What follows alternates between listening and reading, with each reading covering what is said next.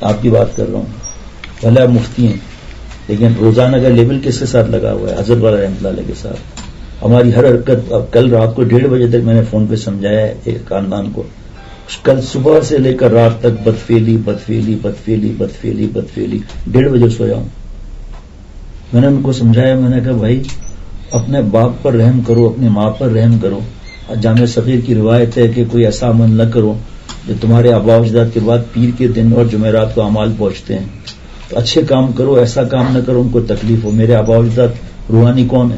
بابا اور اماں تو ہیں. تو اس حضرت والا کے لیول پر ذرا بھی کوئی ایسا ہے مجھ سے برداشت نہیں ہوگا، چاہے میری جان چلی جائے، کیونکہ نام حضرت کے سلسلے بڑھ جاتا ہے. مجھے کون جانتا ہے؟ میں تو حضرت کا ادنا بھنگی ہوں.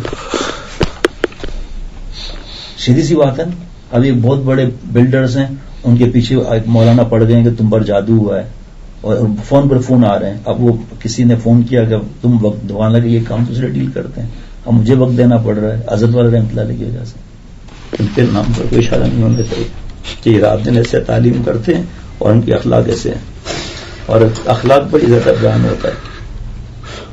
اس لیے اپنی زندگی کو میں بھی تو یہی محتاج ہوں کہ اللہ مجھ سے خوش ہو جائے. یہ سفر کس لیے ہوتے ہیں؟ کہ اللہ کی رحمت کی نظر پڑ جائے، ہمارا بھی کام بن جائے، نیک بن جائے، خاتمہ ایمان پر ہو جائے، اللہ معاف فرما لے. اور تو کوئی لالچ نہیں ہے. اتنے بڑے ساتھی ہیں، وہ شکارپور سے آگے گاؤں میں اتنے پرانے ہیں.